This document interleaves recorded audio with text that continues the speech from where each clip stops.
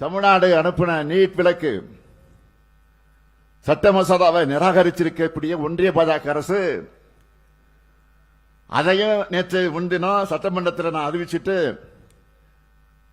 அடுத்த கட்ட சட்ட அரசு நடவடிக்கைகளை தீர்மானிக்க வருகிற 9ஆம் தேதி தமிழகத்தில் இருக்கக்கூடிய சட்டமன்றத்தில் இடம்பெற்றிருக்கக்கூடிய அனைத்து கட்சி கூட்டத்தை கூட்டியிருக்கிறேன்.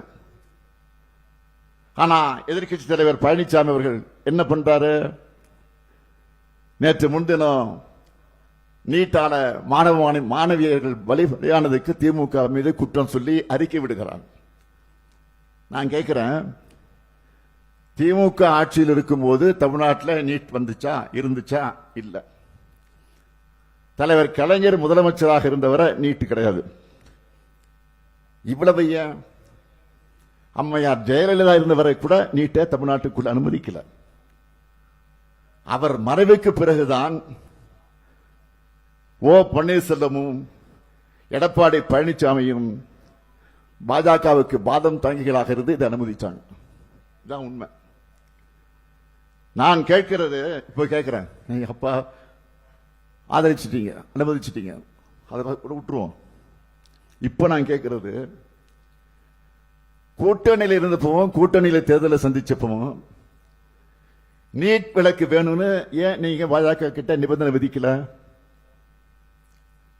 ஆனா நம்ம காங்கிரஸ் கட்சியுடைய தலைவர் ராகுல் காந்தி அவர்கள் மூலமா இந்தியா கூட்டணி ஆட்சிக்கு வந்தா தெளிவா சொன்னார், நீட்டை விரும்பாத மாநிலங்களுக்கு விலக்கு அளிக்கப்படும் என்று தேர்தல் உறுதிமொழியை தந்தார். சொல்ல வச்சோம், நாங்க சொல்ல வச்சோம். இப்ப கேட்கிறார பழனிசாமி, நீட் ரகசியத்தை சொல்லுங்க. பழனிசாமி கேட்டுக்கிட்டு இருக்காரு. இந்தியா கூட்டணி ஆட்சி மட்டும் ஒன்றியத்தில் அமைஞ்சிருந்தா நிச்சயம் நீட் விலக்கு நிறைவேறி இருக்கும். மாண்புமிகு எதிர்க்கட்சி தலைவர் எடப்பாடி பழனிசாமி அவர்களே, பாஜக கூட கூட்டணி இருக்கு இல்லைன்னு மாத்தி மாத்தி பேசுற உங்களுக்கு நான் இந்த மேடையிலிருந்து சவால் விடுறேன். தமிழ்நாட்டு மாணவ செல்வங்கள் மீது உங்களுக்கு துளியாவது அக்கறை இருந்தா பாஜக கூட்டணிக்கு போறதுக்கு முன்னாடி நீட் விலக்கு தந்தாதான் கூட்டணின்னு வெளிப்படையா அறிவிக்க தயாரா?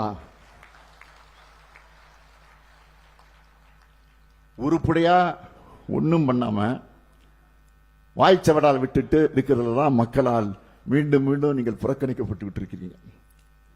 எங்களை பொறுத்தவரை மக்களான உங்க மேல இருக்கக்கூடிய நம்பிக்கையால சொல்றேன், சங்க காலத்து புறம்பெற்று குடியாட்சி காலத்திலையும் கோலோச்சும் தமிழ்நாட்டை எத்தகைய அரசியல் சூழ்ச்சிகளுக்கும் வீழ்த்திட முடியாது.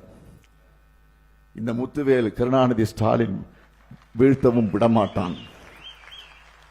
தமிழ்நாடு போராடும், தமிழ்நாடு வெல்லும். விடைபெறுகிறேன். நன்றி, வணக்கம். செய்திகளை உடனுக்குடன் தெரிந்து கொள்ள உடனே சப்ஸ்கிரைப் பண்ணுங்க.